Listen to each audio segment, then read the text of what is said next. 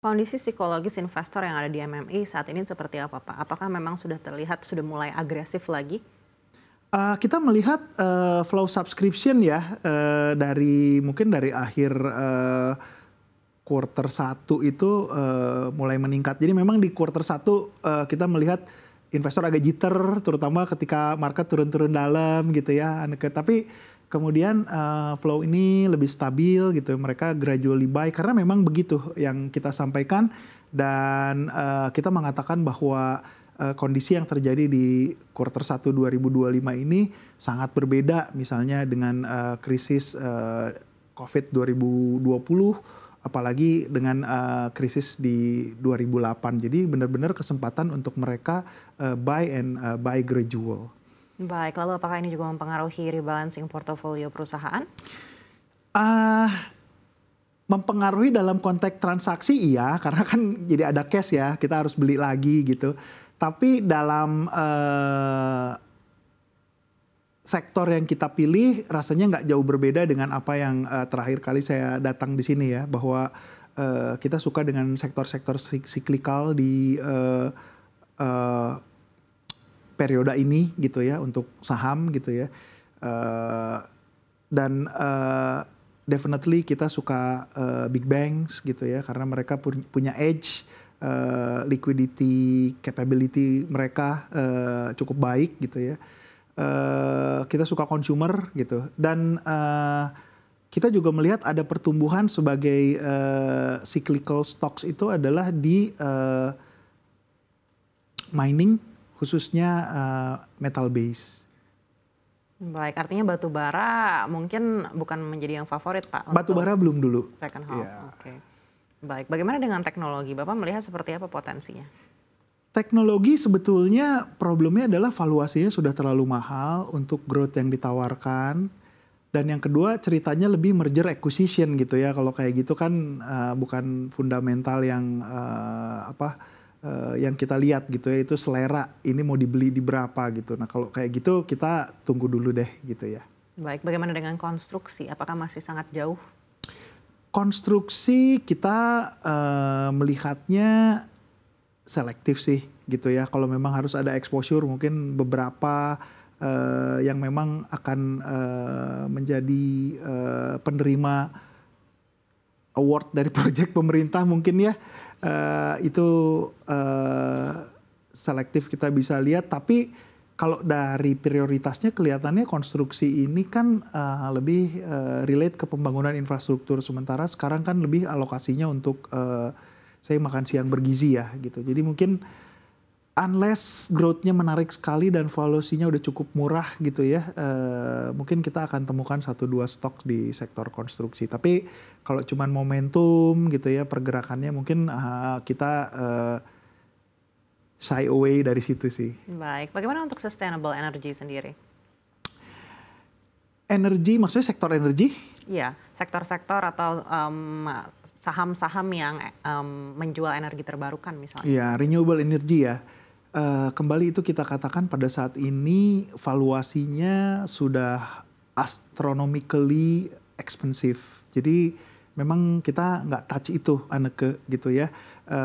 Tapi kita, ada fokus, ada ketertarikan di situ. Bahkan MMI punya, fund yang memang bertema ESG gitu ya, termasuk renewable energy. Tapi dalam konteks stock selection, beberapa stok yang berfokus pada renewable energy ini kayaknya valuasinya sudah jauh melewati growth, yang mungkin mereka deliver ya. Untuk itu ya, kita sebutnya sudah terlalu mahal, growth-nya tidak justify. Untuk harga seperti itu ya kita, pas dulu Anneke. Baik, bagaimana dengan SBN, Pak? Apakah, tenor pendek atau tenor panjang yang mungkin saat ini lebih diminati? Oke,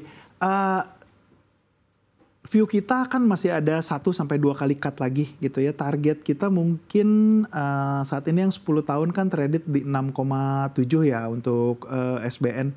Mungkin, bisa menuju 6,5 di akhir tahun. Jadi, mungkin tenor-tenor 5 sampai 10 tahun sih yang kita suka. Karena itu yang akan, dibeli dulu ya, baik oleh, perbankan maupun foreign ketika kembali ke Indonesia. Kalau untuk yang tenor jangka panjang, unless kita punya strategi matching liability, kita belum masuk ke situ sih gitu ya. Tapi kalau memang ada mandat yang sifatnya khusus gitu Anneke ya, memang matching liability saat ini ya harganya cukup menarik ya untuk kita lock in gitu. Nah kalau yang tenor pendek itu lebih kita ngelihat untuk parking facility aja, karena mungkin kenaikan yang akan signifikan ini di 5 sampai 10 tahun tenor Anneke. Baik, lalu dengan kondisi seperti saat ini, seperti apa target untuk pertumbuhan dana kelolaan di MMI hingga akhir 2025, Pak Awan? Iya, kita punya aspirasi sih tumbuh antara 10 sampai 15% ya gitu untuk dana kelolaan kita.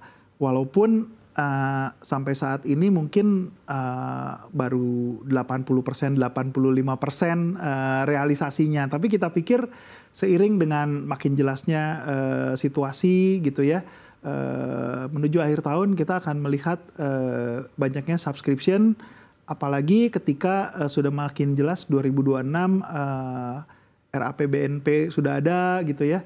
Lalu juga sudah ada view juga tentang ekonomi di 2026 untuk Indonesia. Karena Anneke sebetulnya kalaupun terjadi tadi skenario A ya, kalaupun terjadi tarif war gitu, dampaknya ke Indonesia sebetulnya minuscule sih. Karena kita cuma 2% kali ya ekspor kita ke Amerika, dan itu kalau harus dinetralkan pun tidak masalah gitu. Jadi kita pikir even 2026 juga mestinya bagus buat Indonesia. Nah, makanya investor masih gradually gitu ya masuk, tapi menurut kita menuju akhir tahun sih mereka akan jadi lebih confirm, dan rasanya kita optimis bisa mencapai target pertumbuhan AUM kita. Baik, bagaimana dengan reksadana Pak? Reksadana mana yang mungkin akan menjadi primadona di second half 2025 ini? Oke, tentunya kita suka dengan reksadana fixed income karena masih akan ada 2 kali cut lagi, dan foreign juga gradually terus masuk gitu ya. Dan juga kita suka dengan reksadana equity on the back bahwa kita masih bisa tumbuh di sekitar 5%, dan sebagai minority investor kita akan diuntungkan karena memang Danantara sebagai investor terbesar di Indonesia saat ini di capital market mungkin mereka ada policy untuk memperoleh dividen yang sustainable going forward gitu ya. Dan kalau seperti itu kan sebetulnya minority investor seperti fund manager yang mengelola reksadana, reksadananya pun akan benefited gitu ya. Jadi kita juga ngelihat story di equity ini bagus gitu. Apalagi kalau kita lihat mungkin 3 sampai 5 tahun ke depan juga akan menarik buat equity Indonesia, terutama dengan tema transformasinya perusahaan-perusahaan yang berada di bawah portofolionya Danantara. Jadi kita ngelihat growth ada, dividen juga menarik, mumpung belum mahal, investor harusnya mulai beli. Baik.